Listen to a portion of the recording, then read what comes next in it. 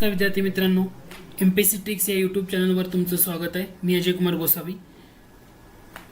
सराव प्रश्नसंच या सिरीजमध्ये तुमचं स्वागत करतोय. याच्यामध्ये आपण काही प्रश्न त्याचा अनालिसिस सराव जो आहे तुमच्याकडून जास्तीत जास्त करून घेणं हा याच्या सिरीज मागचा महत्त्वाचा उद्देश आहे.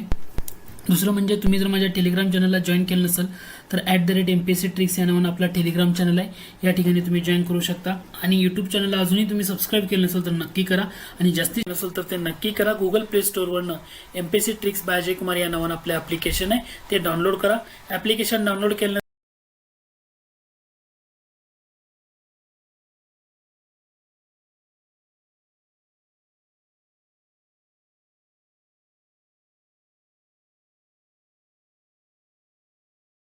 कामगार चळवळीचे जनक म्हणून कोणाला ओळखले जाते, ज्यांनी 1884 मध्ये बॉम्बे मिल हँड्स असोसिएशन ही भारतातली पहिली कामगार संघटना स्थापन केली. आता तुम्हाला इथं एकाच प्रश्नामध्ये बरेच मुद्दे प्रश्न वेगवेगळे प्रश्न तुम्हाला विचारले झाले.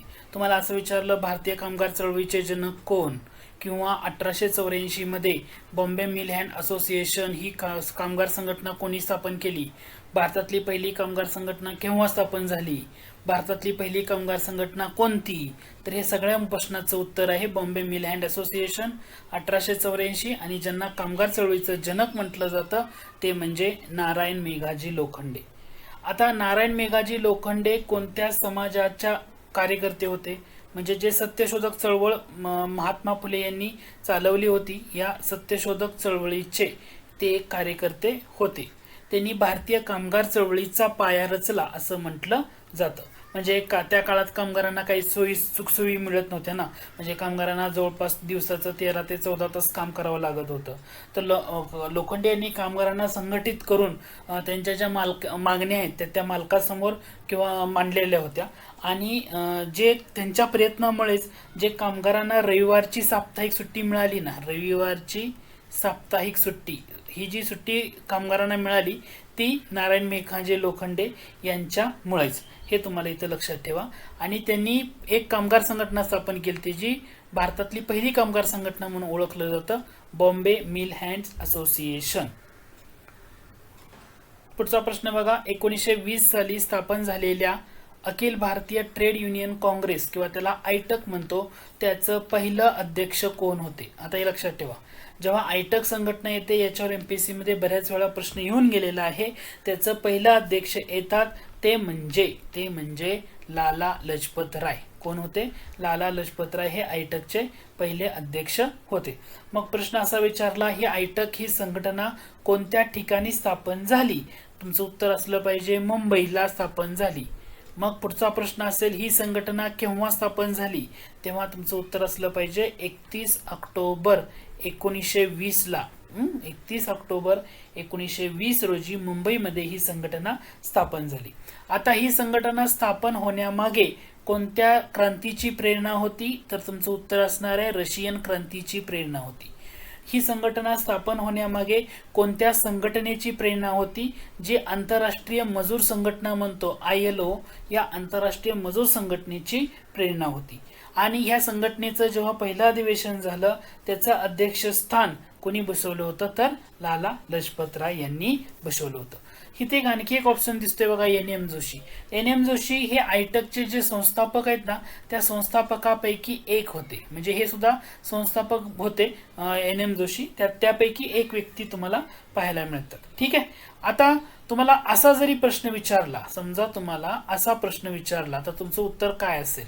ओके, तुम्हाला ठीक आहे, हे मी एडिट करतो. संस्थापक होते ते एक. ठीक आहे. तुम्हाला जर समजा असा प्रश्न विचारला, भारतीय कामगार चळवळीचे भीष्माचार्य असं कोणाला म्हटलं जातं. प्रश्न असा विचारला, भारतीय कामगार चळवळ आणि या चळवळीचे भीष्माचार्य असं कोणाला म्हटलं जातं, तर तुमचं उत्तर काय असायला पाहिजे. तुमचं उत्तर असायला पाहिजे NM जोशी.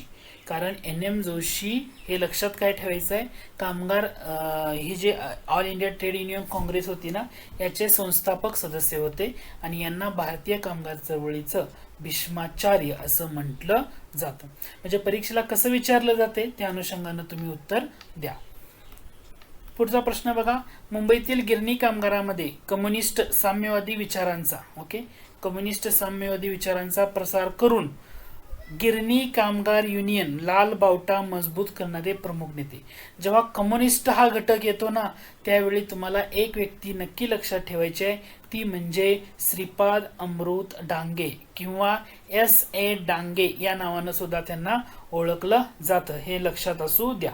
ओके, कारण त्या साम्यवादी विचारांचा प्रभाव त्यांच्यावर जास्त पडलेला होता, म्हणून तर त्यांनी मुंबईमधल्या गिरणी कामगारांना संघटित करून जे गिरणी कामगार युनियन हा एक शक्तिशाली संघटना बनवलेलं होतं.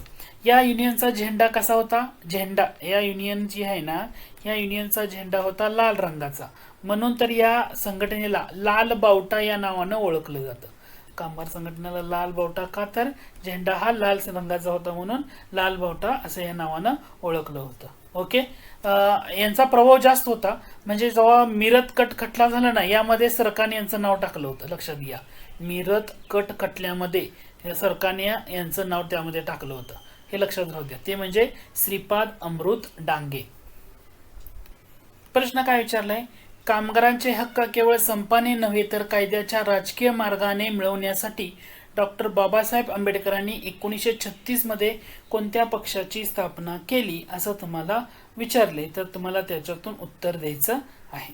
तर डॉक्टर बाबासाहेब आंबेडकरांनी 1936 मध्ये जो पक्ष स्थापन केला त्याला स्वतंत्र मजूर पक्ष असं म्हटलं जातं. स्वतंत्र मजूर पक्ष असं म्हटलं जातं. या पक्षानं 1937 ची निवडणुका लढवली, त्यामध्ये त्यांना मोठं यश मिळालं आणि या पक्षाच्या वतीनं मजूर मंत्री म्हणून त्यांनी काम बी पाहिलेलं होतं आंबेडकरांनी. म्हणजे कामाचं तास 8 तास करणं, स्त्रियांसाठी प्रसूती रजा, असे जे कायदे करण्यात आले त्यामध्ये त्यांचा रोल महत्वाचा आहे. तर कामगारांचे हक्क केवळ संपानं नाही तर कायद्याच्या व राजकीय मार्गाने असं म्हटलेलं आहे. ठीक आहे, तर हे इथं महत्वाचं आहे. तर हे आंबेडकरांनी स्थापन केलेला स्वतंत्र मजूर पक्ष. पुढचा प्रश्न आहे, स्वातंत्र्यानंतर काँग्रेस पक्षाच्या विचारांशी संलग्न असलेली कोणती राष्ट्रीय संघटना कामगार संघटना सरदार वल्लभभाई पटेल यांच्या पुढाकाराने स्थापन झाली? सुरुवातीला कोणती संघटना स्थापन झाली? ती आयटक ही संघटना. लक्षात येते का? आयटक ही संघटना लाला लजपतराय अध्यक्ष होते पहिले. कधी स्थापन झाली ती? 31 ऑक्टोबर 1920 ला. आणि आयटकला म्हणजे आणखी काँग्रेस विचाराशी संलग्न असलेली आणखी एक संघटना सरदार वल्लभभाई पटेल यांचं नाव आहे. ठीक आहे, तर त्याच्यामध्ये कोणती संघटना होती असा तुम्हाला प्रश्न विचारलाय. तर ती होती भारतीय राष्ट्रीय ट्रेड युनियन काँग्रेस ही संघटना होती. का बरं असं झालं? दोन संघटना स्थापन, एका संघटनेनं काम होत नव्हतं का? कारण ही जी आयटक संघटना होती तर या आयटक संघटनेवर कोणत्या गटाचं वर्चस्व होतं? तर त्या ठिकाणी कम्युनिस्ट गटाचं वर्चस्व होतं. आणि काँग्रेस नेत्यांना काय वाटत होतं? कामगार चळवळ हे साम्यवाद्यांच्या प्रभावाखाली नसावी, म्हणून सरदार वल्लभभाई पटेल असतील आणि आणखी एक व्यक्ती येते गुलजारीलाल नंदा, यांचं नाव तुम्ही गुलजारीलाल नंदा जेव्हा अर्थशास्त्राचा अभ्यास करता त्यावेळी तुम्ही तिथं पंचवार्षिक योजना याच्यामध्ये वाचलं असेल किंवा लक्षात आलं असेल तुमच्या. तर ही संघटना स्थापन केली होती भारतीय राष्ट्रीय ट्रेड युनियन काँग्रेस. सरदार वल्लभभाई पटेल असतील, गुलजारीलाल नंदा असतील यांनी पुढाकार घेतला होता. ही संघटना मे 1947 मध्ये स्थापन करण्यात आली. त्याला नाव ना इंडियन, आता तुम्ही इंग्रजीमध्ये नाव पण लक्षात ठेवू शकता, कधी कधी तसंही विचारलं जातं. Indian national trade union Congress असं म्हणतात. Indian national trade union Congress असं ह्याला नाव दिलेलं आहे. किंवा याला दुसरं नाव आहे इंटक. याला नाव काय आहे? इंटक. ती आयटक होती पहिली, all India trade union Congress. Okay, ती दुसरी आहे इंटक. ओके, म्हणजे काय होती ही संघटना? एक पहिली महत्वाची गोष्ट, काँग्रेसच्या विचारधारेला मानणारी होती आणि सर्वात महत्वाचा उद्देश हा राष्ट्रहित होता आणि सामंजस्याच्या मार्गाने कामगारांचा प्रश्न सोडवणं हे या संघटनेचं महत्वाचं उद्दिष्ट होतं. म्हणून हे लक्षात ठेवा. पर्याय क्रमांक 4 अचूक उत्तर आहे. अलीकडच्या काळात या घटकावर MPSC मध्ये प्रश्न आला होता आणि फिरून येतो. तो म्हणजे कामगार हितवर्धक सभा ही संघटना कोणी स्थापन केली, जी 20व्या शतकाच्या सुरुवातीला मुंबईमधल्या कामगारांमध्ये शिक्षण, व्यसनमुक्ती आणि कर्ज निवडण्यासाठी कार्य करत होती. जेव्हा असं येतं ना, तेव्हा त्याच्यामध्ये हे तुम्हाला ऑप्शन बघा: भिकाजीराव राऊत, सीताराम केशव बोले, हरिश्चंद्र ताळचलकर. MPSC मध्ये जे रिसेंटली प्रश्न आला होता ना, तर ह्यात हे नाव पण होतं. आय थिंक ताळचलकर, CK बोले नाव होतं. भिकाजी राव राऊत, भिकाजी नरे असे त्यांना म्हटलं जातं. ते व्यक्ती भिकाजीराव राऊत का भिकाजी नरे असं म्हटलं जातं. ही संघटना कधी स्थापन झाली होती? 1909 मध्ये. या संघटना केवळ कामगारांच्या औद्योगिक हक्कासाठी संघर्ष नाही, तर कामगारांच्या सामाजिक आणि शैक्षणिक प्रगतीवर सुद्धा यांनी लक्ष दिलेलं होतं. तर ही संघटना खूप महत्वाची आहे, कामगार हितवर्धक सभा. भिकाजी नरे हे नाव महत्वाचं.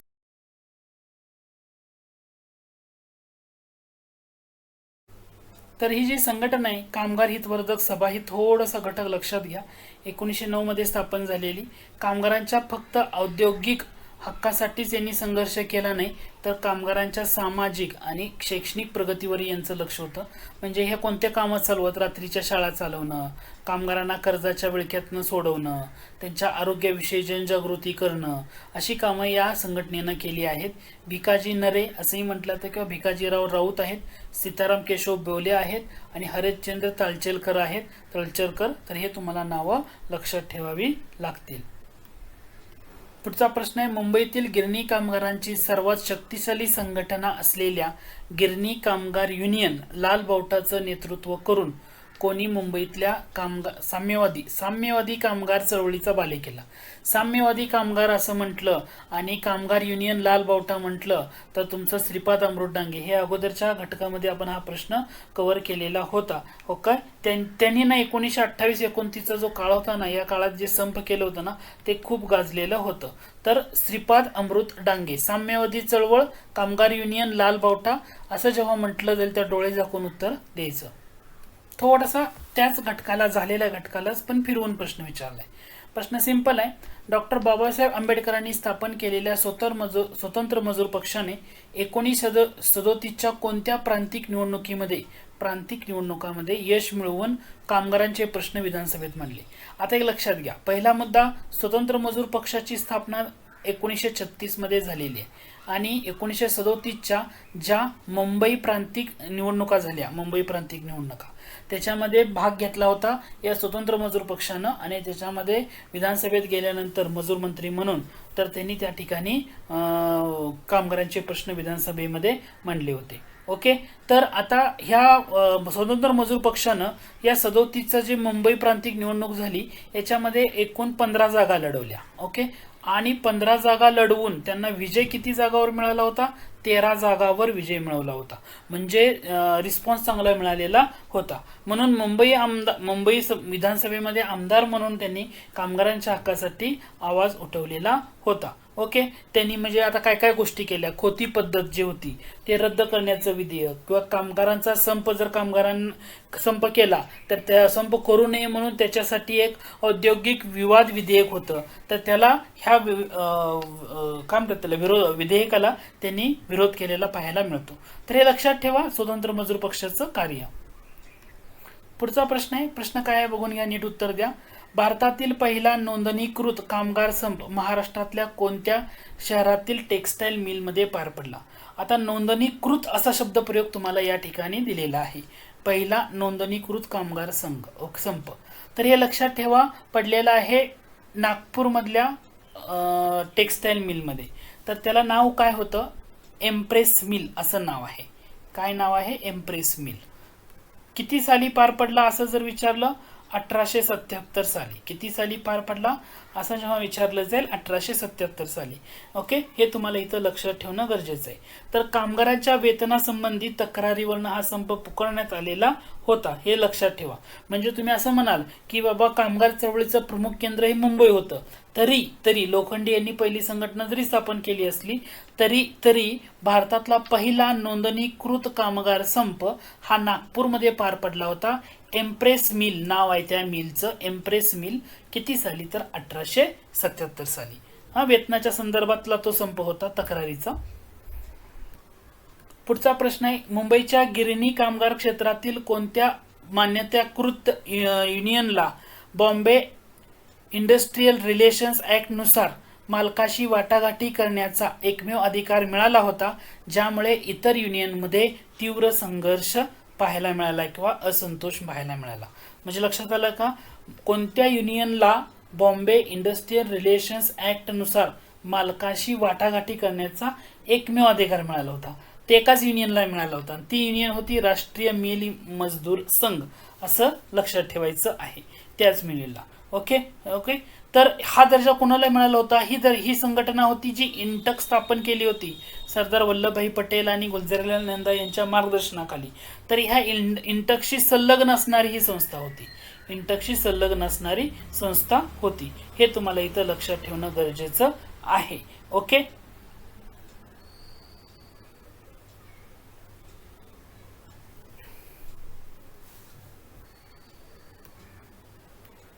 पुढचा प्रश्न आहे, हिंद मजदूर सभेच्या स्थापनेत महाराष्ट्रातील कोणत्या समाजवादी नेत्याने महत्त्वपूर्ण भूमिका बजावली, ज्यांनी कम्युनिस्टांच्या आयटक आणि काँग्रेसच्या इंटक, म्हणजे काँग्रेसची कोणती होती? इंटक होती, आणि कम्युनिस्टांचं वर्चस्व असणारी कोणती होती? आयटक होती, ला पर्याय म्हणून ही संघटना उभारली. तर आता हिंद मजदूर सभेच्या स्थापनेमध्ये कोणी महत्त्वाचा रोल अदा केला? महाराष्ट्रातील व्यक्ती, ती म्हणजे SM जोशी. काय नाव आहे त्यांचं? SM जोशी. महाराष्ट्रातले एक स्वातंत्र्य सैनिक आहेत, समाजवादी नेते, स्वतंत्र महाराष्ट्र, संयुक्त महाराष्ट्र चळवळीमधले एक स्वातंत्र्य सेनानी म्हणून त्यांना ओळखलं जातं. स्वातंत्र्यानंतर आपली जी कामगार चळवळ आहे तर ती दोन गटामध्ये विभागली गेली. एक म्हणजे कम्युनिस्टांची आयटक आणि दुसरं म्हणजे काँग्रेसची इंटक, असे दोन गट पडले होते. म्हणून या दोन्ही विचारांना विरोध करणारी असणारी एक संघटना स्थापन झाली, ती होती 1948ला. तिचं नाव होतं हिंद मजदूर सभा, आणि याच्या स्थापनेमध्ये SM जोशी यांचा रोल महत्त्वाचा आहे. यांच्याशिवाय आणखी काही महत्त्वाची लोक यामध्ये होती. एक म्हणजे अशोक मेहता, हे नाव तुम्ही ऐकलं असेल. अशोक मेहता समितीच्या बाबतीमध्ये हे चर्चेतलं नाव होतं. हे पहिली व्यक्ती होती अशोक मेहता. आणखी एक व्यक्ती होती, ती म्हणजे राम मनोहर लोहिया. हे नाव लक्षात घ्या, राम मनोहर लोहिया. म्हणजे हिंद मजदूर सभेच्या स्थापनेमध्ये कोणत्या व्यक्तींचा पुढाकार होता, असं जरी प्रश्न विचारला तर तुमचं उत्तर SM जोशी, अशोक मेहता, राम मनोहर लोहिया हे नाव तुम्हाला लक्षात ठेवणं गरजेचं आहे. तर यांचं म्हणणं असं होतं हिंद मजदूर सभेचं, की कामगार चळवळ ही कोणत्या एका पक्षाची नको. जसं आयटक हे कम्युनिस्टांचं वर्चस्व, इंटक हे काँग्रेसच्या विचाराला धरून, तर ती कोणतेही कामगार चळवळ कोणत्याही राजकीय पक्षाच्या अंडरखाली न राहता ती कशी असली पाहिजे? स्वतंत्र असली पाहिजे. दुसरं म्हणजे लोकशाही मार्गाने कामगारांचा हक्क मिळावेत, हाच त्यामागचा महत्त्वाचा उद्देश होता. म्हणून तिसरी संघटना उभा राहिली, तिचं नाव होतं हिंद मजदूर सभा. लक्षात आलं? थोडंसं महाराष्ट्र ओरिएंटेड घटक प्रश्न बघा. महाराष्ट्रातल्या पालघर जिल्ह्यात वारली आदिवासींना वेठबिगारी आणि जमीनदारीच्या शोषणातून मुक्त करण्यासाठी झालेल्या ऐतिहासिक ठरावाचं नेतृत्व कोणी केलं? आता कामगार चळवळ ही काही फक्त औद्योगिक कामगारापुरती मर्यादित नव्हती, तर ती शेतमजूर आणि वेठबिगारी यांच्यासाठी लढली गेलं. त्याचं हे उदाहरण आहे. तर तुम्हाला काय म्हणते, आता ठाणे जिल्हा म्हणजे आताचा पालघर म्हटलेला आहे, पण पहिला ठाणे जिल्हाच होता ना तो. ठाणे जिल्ह्यातल्या वारली आदिवासींना वेठबिगारी आणि जमीनदाराच्या शोषणातून मुक्त करण्यासाठी ते उठाव झाला. त्या उठावाचं नेतृत्व कोणी केलं? तर ती व्यक्ती येते, लेडीज आहेत, गोदावरी परुळेकर. तुम्ही ऐकलं असेल किंवा यांच्याबद्दल वाचलेलंही असेल, कारण त्यांचं एक प्रसिद्ध पुस्तक आहे बघा. पुस्तकाचं नाव माहिती आहे का? जेव्हा माणूस जागा होतो. त्यांनी आपल्या अनुभवावर आधारित लिहिलेलं पुस्तक आहे. काय नाव होतं? जेव्हा माणूस जागा होतो. ज्या तुम्ही गट क च्या ज्या सरळ सेवा भरती असतात ना, त्याच्यावर यावर प्रश्न विचारून झालेला आहे. जेव्हा माणूस जागा होतो हे त्यांनी काय केले, अनुभवावर आधारित पुस्तक लिहिलेलं आहे, गोदावरी परुळेकर. तर हे लक्षात ठेवा. ओके. म्हणजे जी औद्योगिक कामगार चळवळ आहे ही फक्त औद्योगिक कामगारांना मर्यादित नव्हती, तर जे शेतमजूर असतील किंवा वेठबिगारी असतील यांच्यासाठी असलेले हे उत्तम उदाहरण. ओके. तर यांनी गोदावरी परुळेकर यांनी त्यांचे जे पती होते शामराव परुळेकर, तर यांनी जे कम्युनिस्ट पक्षाच्या किसान सभेच्या माध्यमातून जे वारली आदिवासींना पालघर, ठाणे किंवा आताचा पालघर तेव्हाचा ठाणे जिल्हा, तर त्यांना संघटित केलं होतं आणि जमीनदाराकडून होणाऱ्या वेठबिगारी म्हणजे काय, कोणताही मोबदला न देता काम करून घेणं, या प्रथेविरुद्ध लढा दिला होता. तो लढा 1945 ते 47च्या दरम्यानचा लढा आहे. तर हे तुम्हाला इथं लक्षात ठेवणं गरजेचं आहे. उत्तर काय आहे? पर्याय क्रमांक 3 गोदावरी परुळेकर. पुढचा प्रश्न बघा, सोशल सर्व्हिस लीग या संस्थेची स्थापना कोणी केली? आता सोशल सर्व्हिस लीग असं म्हटलेलं आहे. सोशल सर्व्हिस लीग म्हणलं की नारायण मल्हार जोशी, हे तुम्हाला लक्षात ठेवणं गरजेचं आहे. या संस्थेची स्थापना मुंबईमध्ये झाली. ओके, कोणत्या साली झाली असं विचारलं तर उत्तर असणार आहे 1911 मध्ये झाली. हे तुमचं उत्तर असणार आहे. नाम जोशी हे कोणत्या, म्हणजे नाम जोशी म्हणजे काय, हे जे गोपाळकृष्ण गोखले तर दिलेत ना, यांची जी भारत सेवक समाज होती ना, भारत सेवक समाज, या भारत समाजाचे सदस्य होते. ओके, तर हे तुम्हाला, आणि त्यांचं प्रेरणास्थान हे गोपाळकृष्ण गोखले होते. त्यांनी सोशल सर्व्हिस लीग ही संघटना स्थापन केलेली होती. समाजातील गरीब वंचित कामगार वर्गाची सेवा.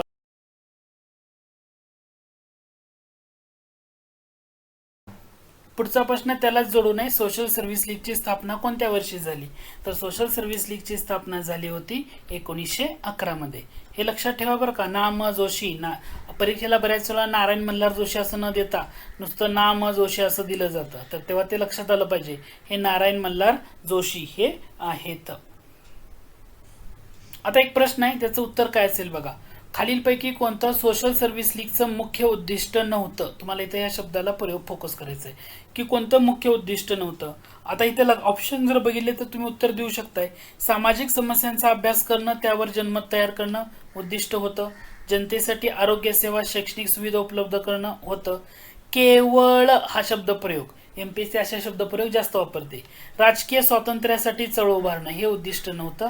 कामगारांचा त्यांचे हक्क मिळवून देण्यासाठी, जीवनमान सुधारण्यासाठी प्रयत्न करणं हे त्यांचे उद्दिष्ट होतेच. त्यामुळं ह्याच्यामध्ये काय अवघड नाही.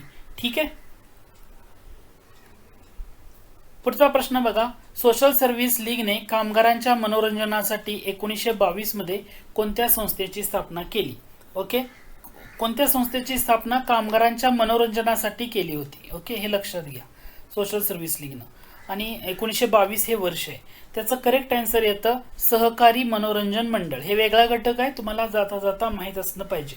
कारण नाम जोशी यांच्या आणि सोशल सर्व्हिस लीगला असं वाटत होतं की कामाचा तणाव जास्त असतो आणि कामगार हे कसे बरेचसे खेड्यातनं आलेले, म्हणजे गावापासून दूर आलेले, तर त्या कामगारांच्या जीवनामध्ये मनोरंजन असलं पाहिजे किंवा सांस्कृतिक कार्यक्रम असले पाहिजेत, कारण त्याची कमतरता होती.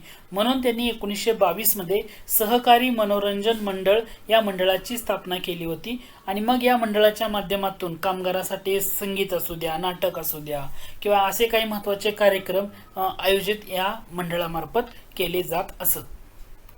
पुढचा प्रश्न आहे, नारायण मल्हार जोशी यांनी कामगारांच्या समस्या मांडण्यासाठी कोणतं मराठी साप्ताहिक सुरू केलं होतं? कुणी? नारायण मल्हार जोशी यांनी कामगारांच्या समस्या मांडण्यासाठी, आणि त्याला त्यांनी नाव दिलं होतं कामगार समाचार. काय नाव दिलं होतं? कामगार समाचार. पण हे कधी सुरू केलं होतं त्यांनी? 1921 मध्ये सुरू केलेलं होतं. कधी सुरू केलं होतं? 1921. म्हणजे कामगारांच्या समस्या असतील सरकारसमोर, समाजासमोर मांडणं, त्यांच्या हक्काविषयी माहिती त्यांना देणं, याच्यासाठी या साप्ताहिकाचा वापर केला गेला होता. ओके, यातून फक्त आणि फक्त कामगारांच्याच बातम्या, त्याच्या संदर्भातले कायदे असतील किंवा काय त्यांच्यासाठी काही महत्त्वाच्या गोष्टी असतील तर त्या ह्या समाचारामधनं दिल्या जात होत्या. तर हे कामगार चळवळीच्या बाबतीमध्ये ना एवढे मुद्दे जे आहेत की ज्याला तुम्ही फोकस करणं जास्त गरजेचं